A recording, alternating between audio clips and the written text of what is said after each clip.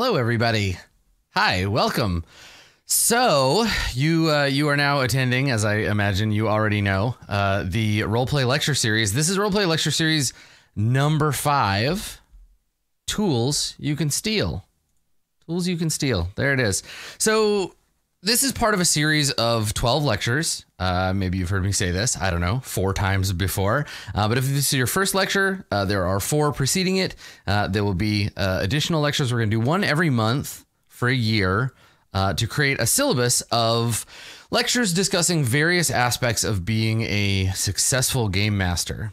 Each one focuses on a topic that I find valuable or interesting or something that I think will be useful for you. And they so far have increased in complexity each time we've done one of these. So there's going to be some stuff, and I'm gonna warn you ahead of time. There's going to be some stuff in today's session that might be a little game designy. In the first third of the lecture, I'm going to go into some fairly nuanced discussion about game mechanics and procedures. So if you feel like you're a little bit in over your head, feel free to ask questions if you're watching this live in the chat, or hang on to those questions and you can ask them later. Either in Patreon or on the Discord or wherever you want to discuss game mastering. I'll try to explain as I go so that I don't leave anybody behind, but there might be some slightly advanced stuff in this one, which is cool. I'm excited about that. I hope you are too. It's gonna be a fun one. If for whatever reason you don't know, I'm Adam Coble. I'm the game master at RollPlay. I have run such shows as Far Verona and Swan Song and Mirror Shades and Court of Swords and Balance of Power, and we've been doing shows for a while now, and I've been running on my own YouTube channel a long-running series called Office Hours, where I discuss game mastering and its art and nuance. And so this, to me, feels like a natural outflow of that. And it would not be possible, of course, if it were not for our patrons, our RollPlay patrons. So thank you, patrons of patreon.com/roleplay. Thank you for your support and for making these lectures and all of the other content that we do possible. So let's get started. Let's get started with the lecture. Let's talk about tools. We're going to be discussing a handful of useful tools that we as game masters can steal and repurpose for. Well, we'll talk about whether you can steal things for every game or not and how that works. But let's lay down some groundwork. So what is a tool in this context, right? When I say tools, generally what comes to mind are hammers and saws and levels and what have you, objects we use to construct things. And that's not too far off, because fundamentally what a role-playing game is a series of tools. So what I'm talking about here in this specific lecture, when I refer to a tool, I'm talking about a set of discrete game design objects that make up a subsystem of a larger game. It's a bunch of smaller items that fit together to resolve a situation, create a moment of fiction, or otherwise play a role in the game and its movement across the table, right? So a tool is a set of mechanisms paired with procedures. Either that or this is the most boring role-playing game of all time. Hello, everybody. We're going to be playing mechanisms and procedures. You can play an engineer or a lawyer, I guess.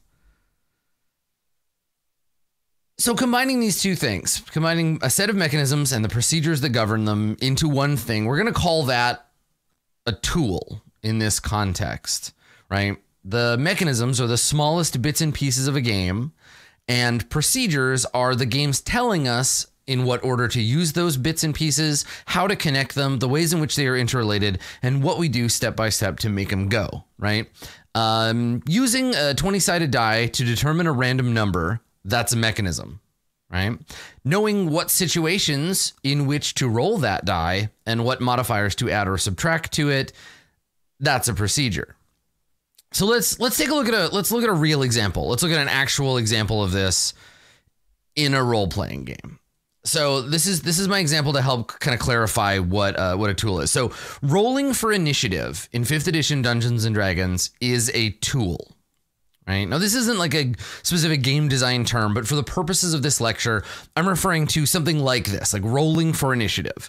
It's designed to solve a problem at the D&D table, right? It answers the question of whose turn is it to talk And when it is my turn, what can I say? How much am I allowed to say?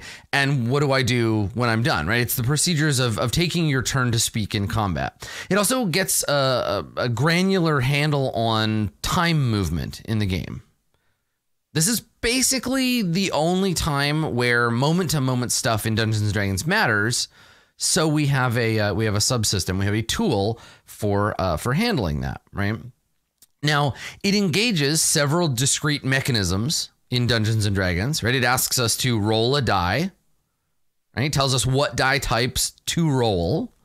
It engages advantage or disadvantage. It engages stat bonuses. And then procedurally tells us to order the results in a cascade to figure out turn order.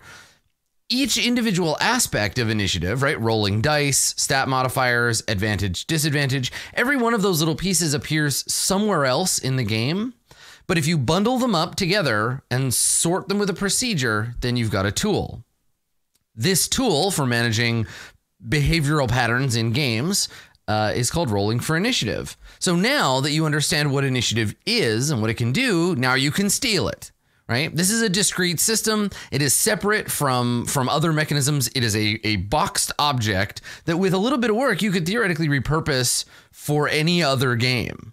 Right? All initiative is a way to combine a set of numbers with a random element and apply a sorting protocol. Maybe the game that you're playing uses, I don't know, alacrity or acuity instead of dexterity, and maybe use a pile of 6-sided dice instead of a d20, right? Maybe you're counting numbers of successes instead of a single number from a die, but the basic tool set that is initiative, you see this tool set in dozens of role-playing games. It is a highly portable object that will let us know who gets to go.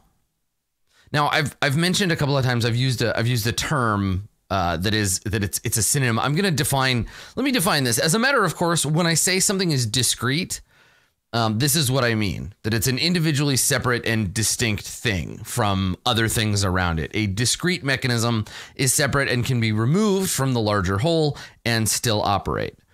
So I mean this discrete and not the other discrete where the D20 won't tell your secrets to the police. Just to clear that out, because I know sometimes that can be confusing. So why would we do this? What is the point of stealing mechanisms from other games, stealing tools from other games? Why don't we just use what the game gives us and play as intended? And in fact, I am well known for being an advocate of this very style of play, right? I advocate for play the game as written because it's designed to be that way, right? But there are basically two reasons why you might want to port a tool from another game, right? The first being that you may find an absence. The game that you're playing might be missing something that you and your table find that you need to make the game work in a way that is fun, smooth, or functional, right? Maybe you continually run into the same situation in the game and there's no rule set for it, and you know there's a rule set from another game that you'd like to bring in to patch that hole, right? This is repairing a design so that it better works for your table. The second reason might be that you've played a bunch of games, you have a breadth of understanding of designs, and you would like to experiment with grafting together a hybrid. Maybe you can see element A from game 1 and element B from game 2, and you'd like to see if you can make game 3 with elements A, B, and then a third C hybrid element in that system. Yeah. So there may be things you want to graft on, and that's reasonable too. There's a risk in both of these approaches. There are risks that are you can damage a game. You can damage a game well beyond playability by hacking it. That is a necessary understanding. We have to know that we may break the game we are trying to play by forcing these things. And hopefully what I can instill in you is an understanding of what to look for and how to know whether you're going to do this. The great thing about games is that they have a default set, right? Unless you get out a pair of scissors and you're cutting pages out of your player's handbook, you cannot break D&D so badly that you can't wipe the board and go back to stage 1, right? These are not fragile objects. Hacking is a non-destructive process, but you may make something that cannot live on its own and dies when exposed to oxygen.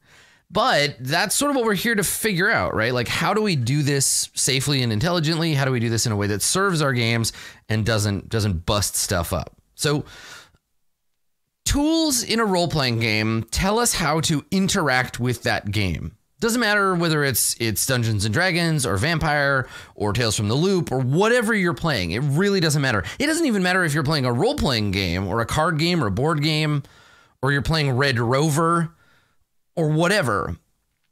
Sets of rules within a game tell us how to interact with that game. They tell us what to roll and when to roll it. They tell us what we can and cannot do. They help us know what the game that we are playing is about.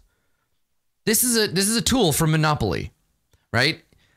Go directly to jail. If you draw this card, right, it combines the mechanisms of card drawing, token movement. It applies a rules change, right? You go directly to jail and you ignore the rule in which you collect $200 as you pass go, right? This gives you a clear understanding. Go to jail is as much a tool as rolling for initiative. This is a discrete object and it generates gameplay, moving your token, rolling to hit, all of those things are gameplay, and that's what tools generate. And then gameplay, as a result, in a role-playing game, generates fiction. So mechanisms and procedures tell us what is happening in the moment, right? They tell us whether or not we hit the monster. They tell us how much the bartender likes us. They give us a window for how much less he's willing to charge us for ale if we succeed at a particular roll. They tell us how big our lightning bolts are, and if we're able to convince the cyber samurai not to steal our motorcycle. They let us know what is going on in the ongoing fiction of our role-playing game. That's what the rules are there for. Tools that are designed for a specific job create specific fiction, right? Initiative creates a kind of fiction that is ordered, that is step by step, and in which only one person is talking at a time. It feels a certain way. Mechanisms create gameplay. Gameplay inherits its tone from mechanisms. Right? If you've ever played or watched someone play a game like Dungeon World compared to Dungeons and Dragons, you can see how a lack of an initiative tool creates an entirely different kind of frenetic combat than the ordered combat in Dungeons and Dragons. And if we want to talk about video games, for example, look at the difference between a game, say two platformers. Say look at Castlevania and look at Super Mario. Mario can take one or two hits before he's dead. It creates a certain kind of tension. When you don't have a mushroom and you're little Mario and you're running around, you know that getting hit once means being set back. In Castlevania, you have hit points. And every time you take a hit, you get closer to that thing, but it's much more granular. It creates a different kind of tension, a much slower bleeding out than you would find in Mario. So these are both sets of mechanisms influencing the tone, influencing the fiction, creating a style of gameplay. So let's talk a little bit about what that looks like. Let's talk a little bit about how these things work in play. So let's imagine you're sitting down to play a game of Candyland. God help you. And you learn that the box that you're playing from is missing some pieces. You need these pieces to play. You can't play without them. So you could just not play, right? You could decide this game isn't perfect. It's missing some things that we need to play. Somebody lost some of the pawns under the table, and that's just how it is. So too bad we won't get to play Candyland today. You could do that, right? But instead, you're smart. You know that you can steal tools from other games. So what you do is you crack open the box for another game, and now the White Bishop and the Black Knight and some pawns are off an adventure through Candyland. In the same way, you might be playing a game about chivalry, but there's no rules for horses. Or maybe you're playing a space adventure game and there's no rules for suffocating in the vast darkness of space. If you don't port something over, or I guess in this analogy, whittle a new piece for yourself out of wood, you have to make decisions in the game without the game itself to support you. This creates unstructured play, it creates unsupported play, and that can provide a dissonant game experience with your players. If you patch in a tool from another game, that can help fix that problem.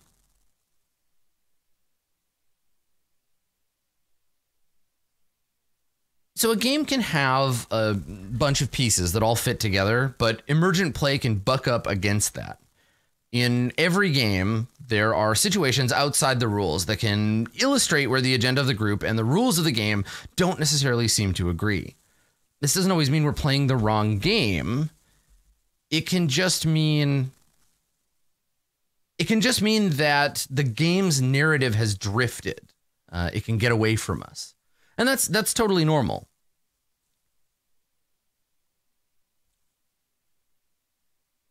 I think the crucial thing here is recognizing what your game needs to fit the priorities of the GM and of the table, and then going looking for the things that you need to help you bend those narratives. So sometimes you're going to do this to enact rules as a response to force the game to change, right? Sometimes you're going to know, I want to play D&D, but I want D&D to feel different, right? But other times you are going to enact the rules to change the game midstream, right? So compare and contrast. We'll talk about these a little bit later, but compare and contrast changing experience in Court of Swords at episode 50 versus changing the karma system in Shadowrun for Mirror Shades at episode 0, right? We can clearly see how mechanisms affected both of those campaigns, but those mechanism changes are enacted both as a result of wanting the game to be different or planning the game's differences from the get-go. So you have control over both of those things.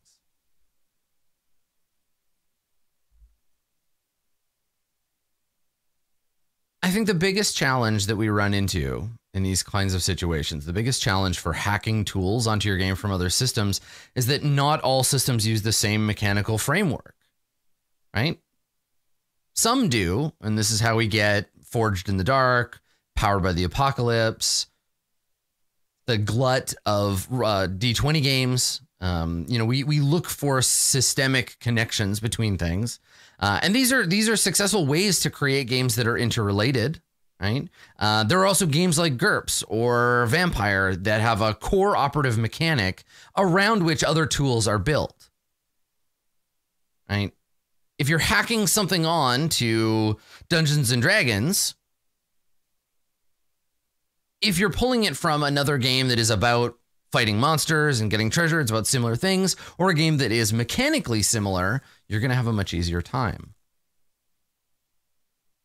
So some games are from their get-go, from the original design on up, they're designed to be modular. Right? Each tool set is operating more or less independently, but they share a substratum at the character level, right? So for example, if you're familiar with Stars Without Number, look at the differences between the skill system in that game and combat, right? They both rely on numbers from the character sheet, right? Your shoot skill, your dexterity, your armor class, sometimes, right? Those things draw from the same source, but they use massively different dice systems to resolve their core question. That's a modular system. You could play a game where the whole game uses the combat structure from Stars Without Number, or you can play a game that uses just the skill structure from Stars Without Number, and they would never have to meet. Two massively different systems. Modular, survivable on their own without one another. But if you compare and contrast that to something like, say, Conflicts from Mouseguard or Torchbearer, the conflict system is highly reliant on other tools within that game. Turn structure, conditions, traits, equipment. Without all those other tools, conflicts don't function. That's an element of holistic design. Now, if you had to guess, what game do you think it would be easier to port to and from? Right? Knowing your base materials, knowing the raw elements is hugely important. Think about the kinds of designs you're looking at. Get a good understanding of the games you want to hack from and into as you attempt to solve your missing pawns problem. But one thing that I think we should definitely address, one thing we should think about is, should we do this, right? Like, make sure you get to a point where you are not constructing a total atrocity. Right? Make sure that what you're doing is going to work. So how do you do that? How do we not accidentally make a terrifying monster? right? What do we need to do to make sure that we don't accidentally design something that is a nightmare and that doesn't work together? Because God knows we've all had people pitch systems like this to us, right? We've all in our dark moments thought, you know what, maybe I should take the base system from 2nd edition D&D and then hack in the map system from 4th edition and then throw in circles from Burning Wheel. And I could probably throw in vehicle combat from, Octane, and then life paths from Warhammer, life paths and careers from Warhammer. That's how you get rifts, friends. You end up with a system that has no design cohesion, and you've hammered on all of these other bits and pieces, and you now live in a house that is going to collapse on you.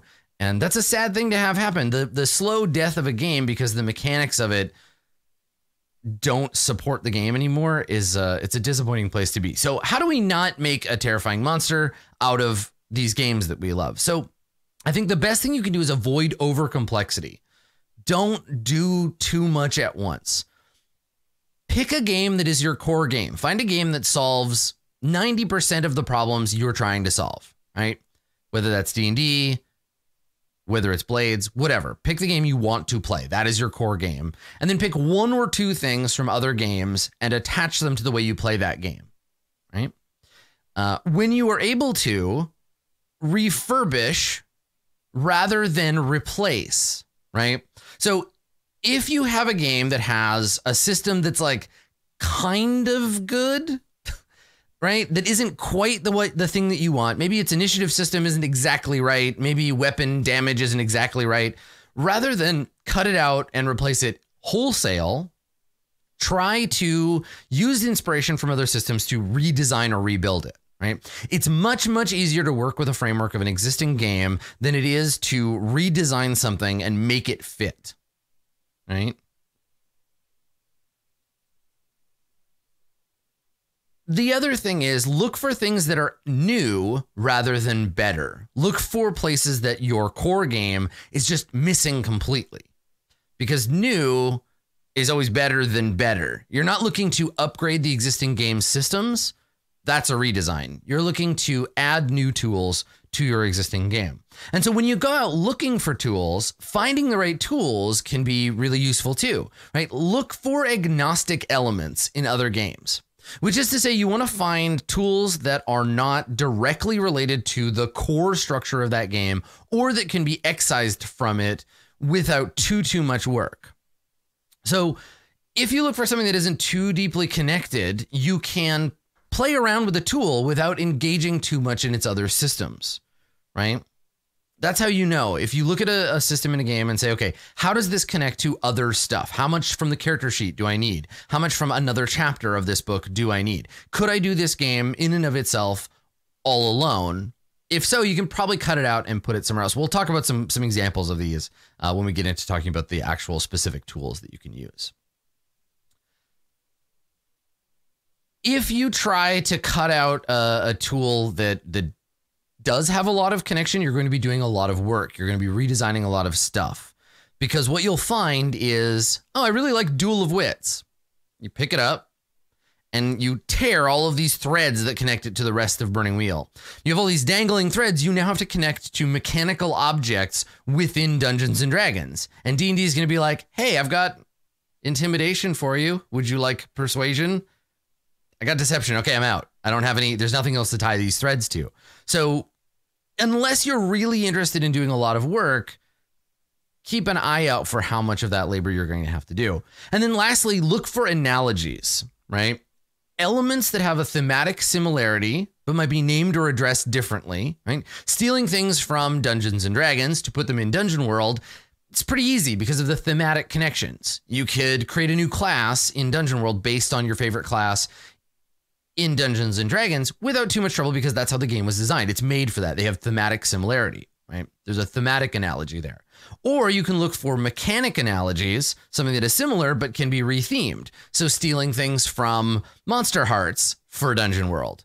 Monster Hearts and Dungeon World have very few, if any, thematic similarities, but mechanically they're similar enough that you can adjust the flavor of a mechanic to make it fit into Dungeon World. So this is how we guide and adjust the way the game that we are playing works based on pulling things from other games. And you're going to come to a place where you've kludged and hacked and remixed and remodeled something so hard that it might feel like a new thing altogether. Congratulations, you're a game designer. I'm very proud of you. You did it. This is the thing. You are every dungeon master, every game master, as you make things for games, as you hack and adjust and tweak, you are learning the fundamentals of game design. You are creating new things. And sometimes that new thing you create is a tabletop role-playing game. So let's get down to the specifics. Let's talk about tools. Let's steal some shit. So what I'm going to do in the next section is I'm going to, within some subcategories, I'm going to show you some games that you can steal objects from without too much trouble. I've done the work already. I've looked at all of those things that I just advised you about, and I've picked some things that I think will be of use to you. So sometimes you need something to supplement what the game gives you when you want to create a setting. Now, a lot of games just give you nothing at all, right? They assume that you're going to session zero your way to glory, and that'll be it. You'll make the session, you'll make it together at the table as a creative endeavor, and your players will just generate this world and it'll be great. And they give you no advice for doing that, or they just assume that you're going to buy a campaign setting, right? You're playing Dungeons and Dragons. Here's the Forgotten Realms. You don't need to build a world. It's already there for you. So in lieu of that, I present wholesale 2 games. This is the easiest stealing. You steal the whole thing. You don't have to chop these games up. You don't have to break anything off from them. You don't have to adjust them in any meaningful way. Just pick them up and play them to generate a setting for your game. We've talked about Microscope before. It's weird. It's cool. There's no GM. And when you're done, you have an entire universe that you can now play in. All you have to do is pick a time from your timeline, and that's your game. Now, it's very important, and I know that a lot of people have said this before. This isn't new advice. This like, play a game of Microscope before you play something else. Make sure you decide what your something else is before you play Microscope.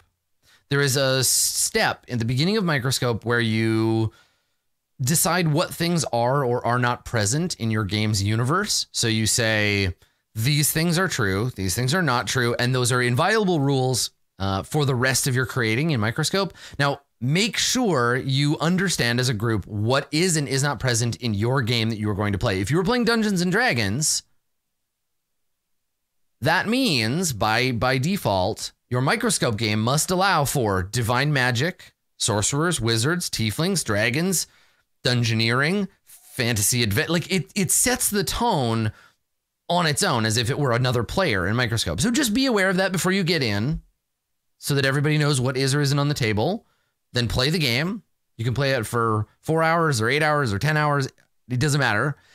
And then you have a timeline set up, pick a time period and go into character creation and begin your game. To the same extent, if you want to focus less on timeline and more on mapping, if you're playing a post-apocalyptic game, The Quiet Year will serve you very well. It's a game about fulfilling what happens during a year in a settlement in a post-apocalyptic setting. It's going to end up giving you a collaborative map that you've all built together, and then you can explore at the table. You're going to get a history of growth and struggle, and you might have some characters. There's going to be some hooks to jump into. And like with Microscope, you need to constrain your narrative according to the game that you will be playing afterwards. The Quiet Year leading into Mutant Year Zero will be different than the Quiet Year leading into Gamma World. So sit down, talk to your players about what the thematic constraints are, and then go to town. Play the game. So once you're actually getting ready to play, whether you are prepping your first session or your 5th session, or you're just trying to get organized or looking for things that you can steal to make your game run more smoothly, here are a couple of tools that I have found useful. The first is like entirely agnostic, but I love it to death. I love it so much that I couldn't not mention it. And it's a website. It's called Donjon.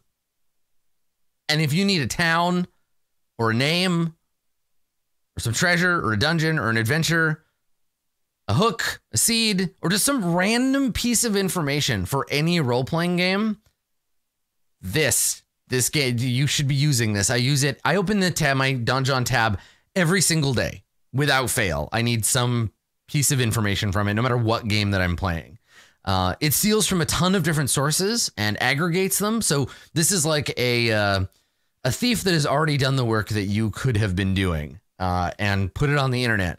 So if you need to go to Hay Falls, where Weena the Wizard has a quest to visit the Forsaken Sepulchre of Sorrows, it's an inspirational tool, even if all you're doing is sitting there and hitting F5, right? Dungeon.bin, it's fabulously useful for basically any role-playing game. Now, if you want to structure your prep a little bit,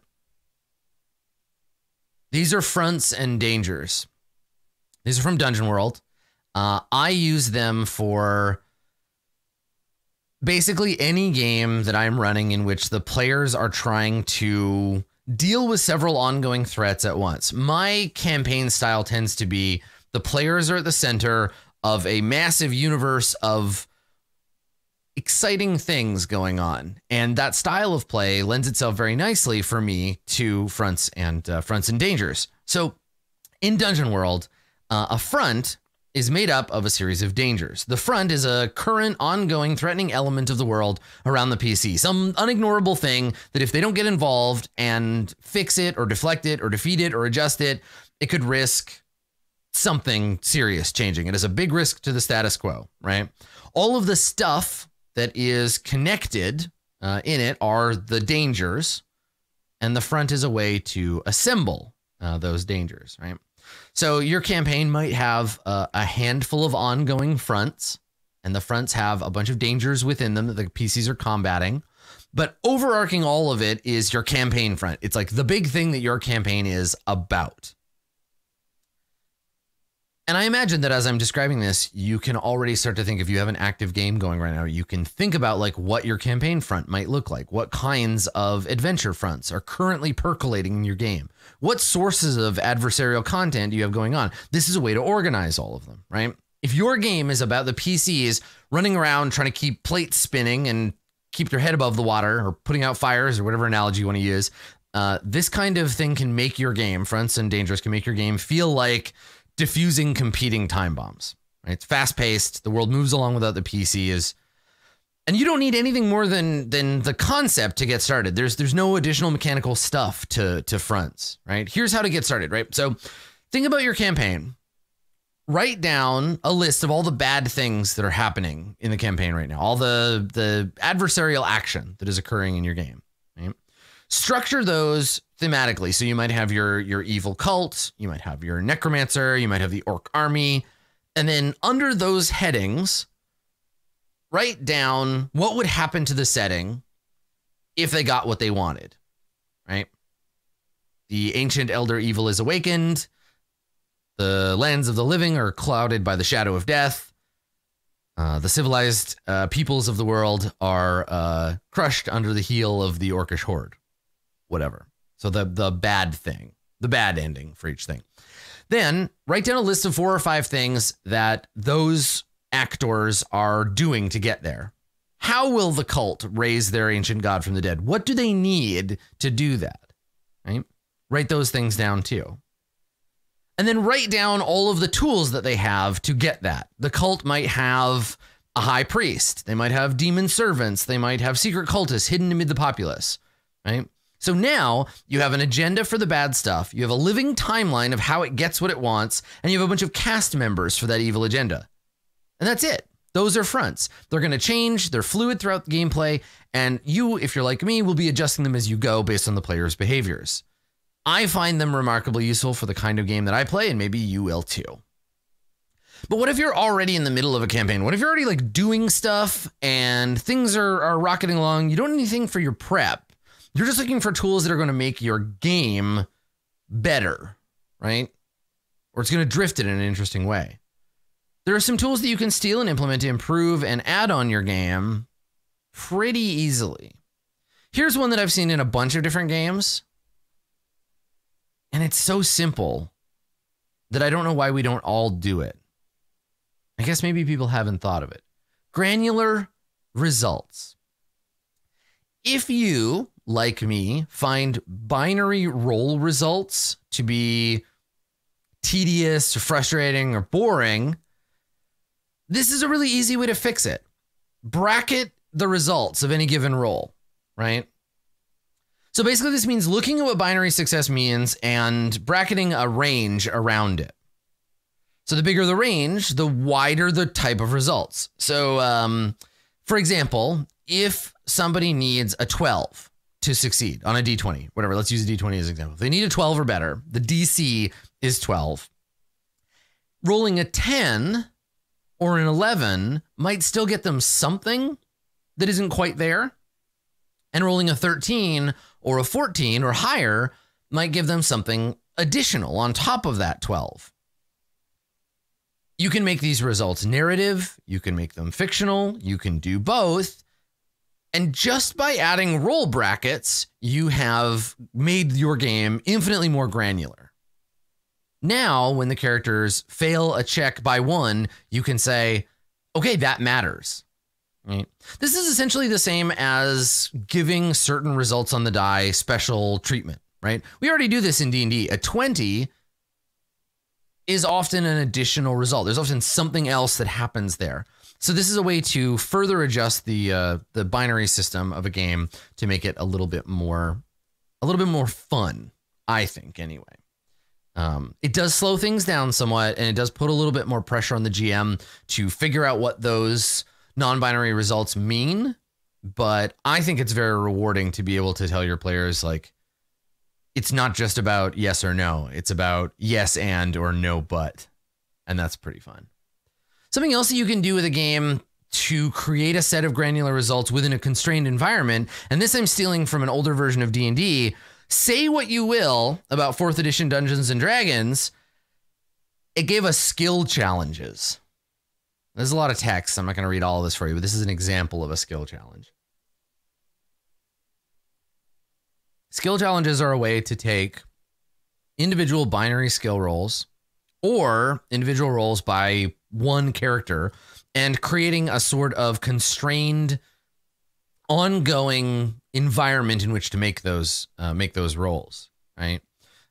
This example is the group of players using bluff, diplomacy, and insight checks to convince a noble to do what they want, right? And you can use these for chases, you can use it for contests, you can use it for pretty much anywhere where you want more granularity in a game.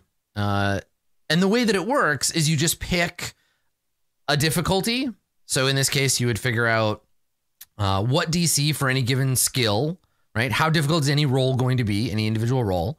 You figure out how many successes they need before they fail, how much they have for a failure window.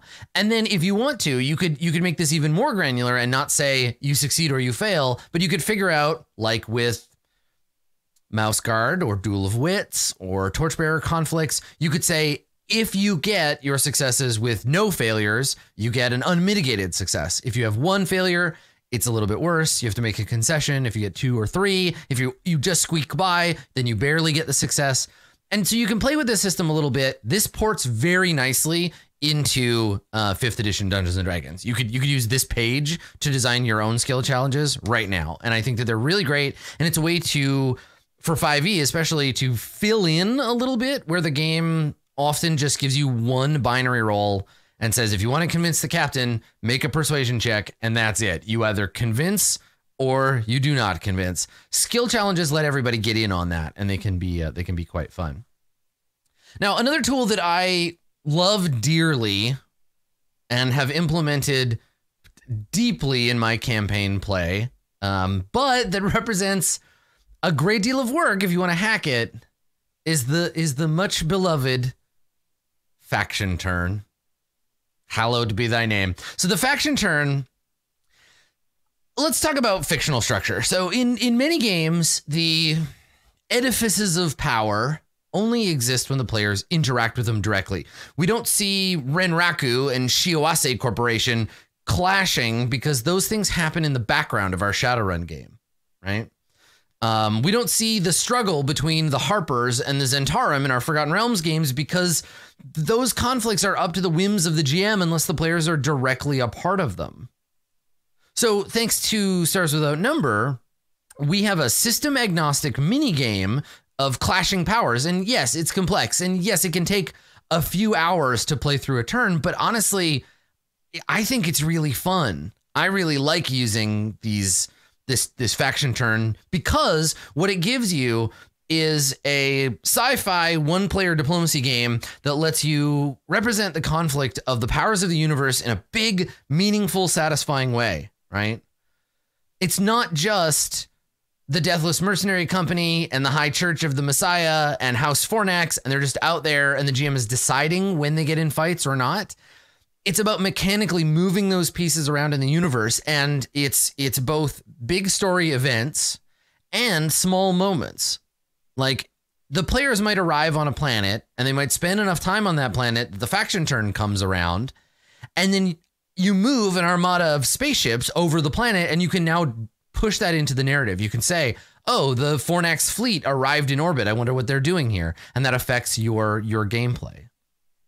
And because it is a Kevin Crawford design, because Kevin designs things to be modular, you can pretty easily reskin everything in the faction turn so that it's less future-y and more whatever game you are playing, right? Cyber ninjas can become elven assassins very, very easily. The poetry layer on the faction turn is very thin and easy to scrape off, so you can make something new out of the faction turn. I know that there are some medieval variants of this floating around. I bet you if you do a little Googling, you could find that someone has already done that work for you.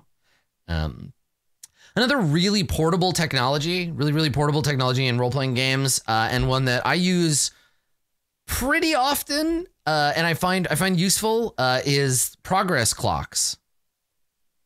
These are from Blades in the Dark by John Harper, and they're a really simple tool to track literally any ongoing plan or project, right? If the PCs are trying to win over an ally and one roll in the moment won't do it, and even one skill challenge won't do it, right? This is about deep stuff like befriending someone or crafting something big, right? Throw down a clock, figure out how many slices it has, and every time they do something to push it, fill it in. You can have competing clocks. You can have multiple clocks for the same project, but with different approaches to see who gets there first. But basically tie filling in each box with some kind of success or failure on the player's part. It's really great for tracking how many times can they fail before this happens. Make a countdown clock when your players are infiltrating a sea hag's lair, right? Every tick of the clock is one step towards them being discovered. Every time they fail a stealth check, every time they make a loud noise, just tick a box. And when you get the filled in clock, you're done. This is, you can use these in literally any game. Draw circles, divide those circles into segments, and then fill them in. They're less complicated than fronts. They're less mechanical than skill challenges. They're an elegant design, and you can use them literally anywhere. So when we assess a game, when we look at a role-playing game, one of the big things that we look at is how does this game reward our players? Players are, I think, to a one, if not driven by, at least aware of what they get rewarded for in the game. What do you do to get karma, XP, bonus points, inspiration, whatever? Sometimes, if you replace the reward structure of a game, you can get something really new and unique, something interesting out of it. Other times it's less certain. I like thinking of changing the reward tools in a game as mutating the game, right? You are altering some deep, meaningful part of its DNA. It's risky. And sometimes all you get is a weird thing that dies, but every once in a while you get superpowers because that's how radiation works, right? So Dungeon World, Blades in the Dark, and a few other games use a set of question parameters to reward player behavior. If you want group cohesion, if you want everyone to be behaving the same way, use one list for the whole group. Like, Dungeon World does. Dungeon World expects that, for the most part, the characters are acting towards the same goals. They might have different alignments, they might have different bonds, but as far as the end of session questions go, we answered the same 3 questions together, right? If you want something that is a little bit more personal, you can break it up by class. You could have questions based on class, on background, on race, and have the characters express their own personal character. You can mix and match them too. So you could have everybody gets experience for these things, and then you get additional experience based on your own character and what you put forward. This questionnaire style needs a threshold if your game uses levels, or you need to restructure the number, obviously, to fit your game, because if we use this wholesale in D&D, you're getting 3 experience a session, you'll never level up. So multipliers, orders of magnitude, understanding the flow of speed of progression in your game is very important if you switch to a questionnaire style. But basically asking your players to say, did we do this? If yes, get experience is a surefire way to make sure that your players know what to do in every session. If they're not sure, they're going to look at this questionnaire and say, okay, we need to learn something new and important about the world, overcome a notable monster or enemy, or loot a memorable treasure. I can think of a dozen times playing Blades in the Dark where I took a desperate action because I wanted experience, right? These things will encourage players to behave a certain way, and giving them questions will help you too, because this isn't just a statement for players. This is a statement for GMs. GMs need to put the characters in a position to learn new things, overcome monsters, and loot treasure. That's what the game is about. Now, if you want to turn some of that power over to the players, or you want to give them flexibility, you can steal from Burning Wheel by way of Stars Without Number, by way of a bunch of other games, and use what I call the goal style experience. If you're familiar with Court of Swords at all, this is the model that we've been using for 65 episodes, give or take. And it's a way to say, you, the players, decide which way you want the game to go. And I, as the game master, will put stops in the way. I'll try to get in your way as you move towards your goal, right? My suggestion would be for a complex game, right? If you've got, say, 4 players, I would give them all 3 goal slots. That's 12 total goals. Not everybody's going to get every goal every time, but that's like a lot to give them to work on. And if they can't pursue one goal, it'll give them 2 fallbacks. But if you have a much more focused or simple game, or you just want to get started with the goal style, you could have 1 group goal, and then everybody gets 1 or 2 of their own personal goals. You could also split it into short-term and long-term if you want. There's a bunch of different ways to structure these, and then decide how hard is it. So when they accomplish the goal, how much experience or karma or bonuses will they get? And then at the end of the session, just ask, did you do it? Did you get your goal? Did you accomplish it? Now, this can tie nicely into clocks, because sometimes when you make a goal, you say, okay, you want to do this particular thing. I'm going to make that a 6-slot clock. And once it's filled, then I know you've accomplished it, right?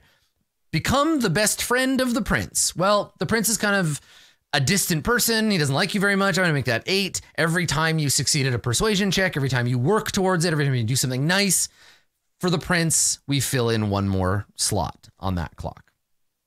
I also like giving XP for attempting it, because I don't like a position where working for something doesn't get you anything. We tried that for a little bit, and it sucks to feel like you're working on a big goal for 10 or 12 sessions and you're getting nothing along the way, and you're watching your friends knock down simple goals as you go. So I really like this. I like putting the power in the hands of the players, and I like getting flags from them about what to put in the game.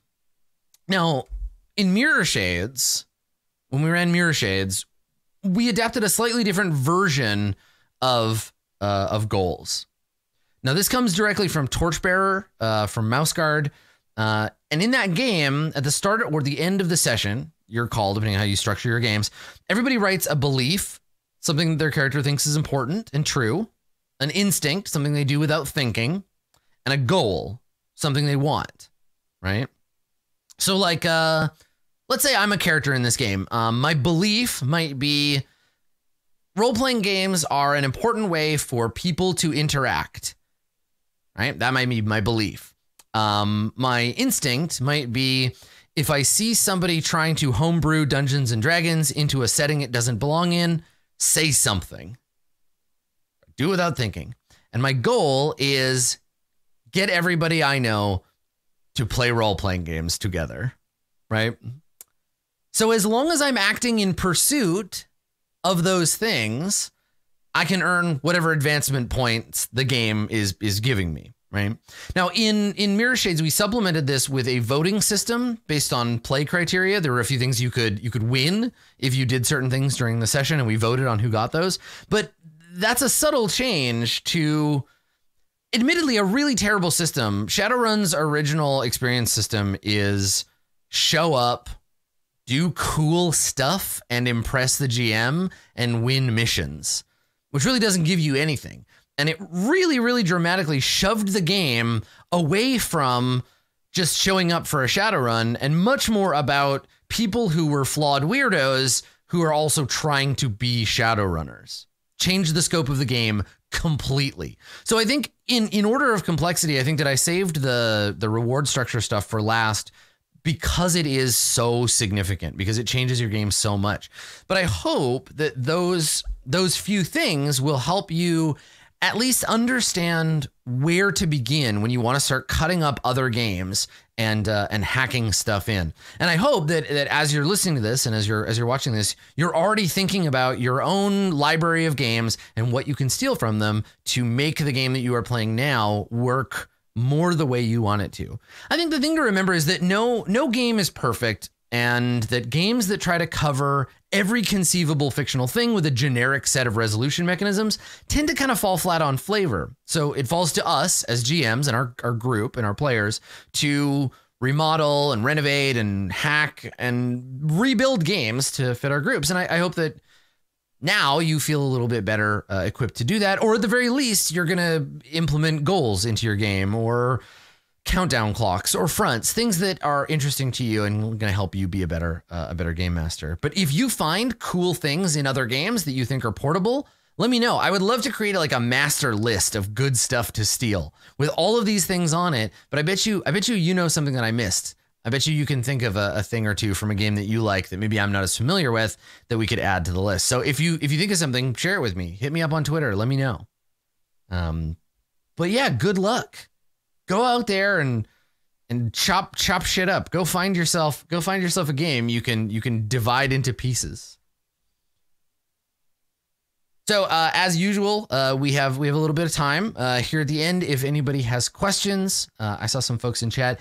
There tend to be maybe one or two at the end of a session, but sometimes no. So if anybody in chat has anything that they would like to ask, you have a game to suggest. I saw somebody suggested at the beginning of the session, I think it was Sean, that Sean said that circles rolls or something. And it was funny. I was reading that in chat as we started, and I was like, I should absolutely have included that, because that's a mechanism that I feel like I do it so subtly in some games that I forget that I'm doing it, right? Like the making connect rolls in second edition Stars Without Number, right? And I'm not sure if Kevin stole that or I did, or adding circles to Mirror Shades, right? It changed the game. It made the game more social, and it gave the players a way to introduce more NPCs into the game, which always makes a game more personalized and complicated, right?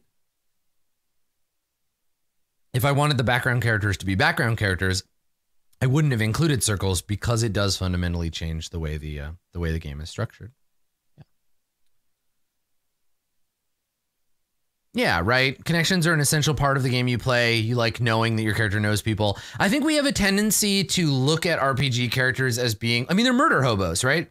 It's not just the murder part of murder hobo, it's the hobo part. And part of being a hobo is being disconnected from the rest of the world. It's wandering around and not being connected to anybody except these other filthy hobos.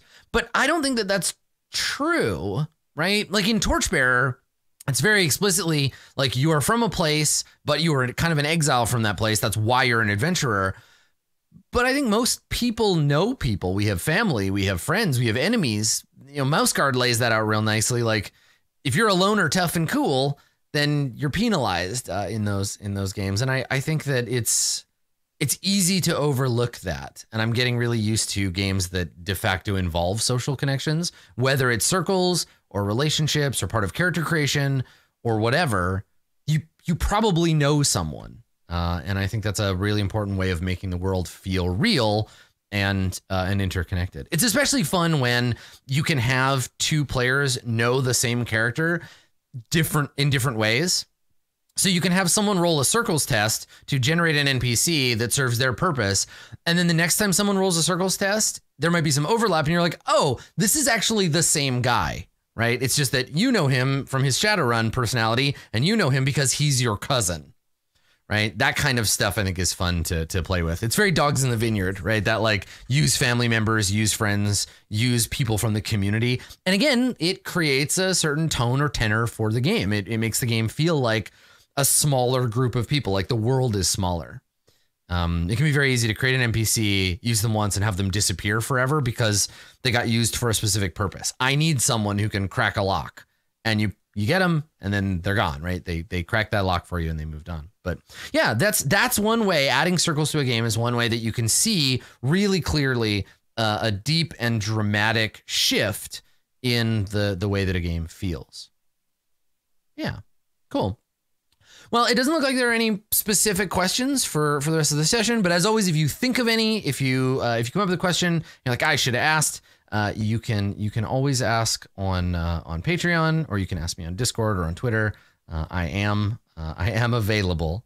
So thank you for coming, everybody. This has been Roleplay Lecture Series number 5, brought to you by, well, you, our patrons. So thank you for that at patreon.com/roleplay.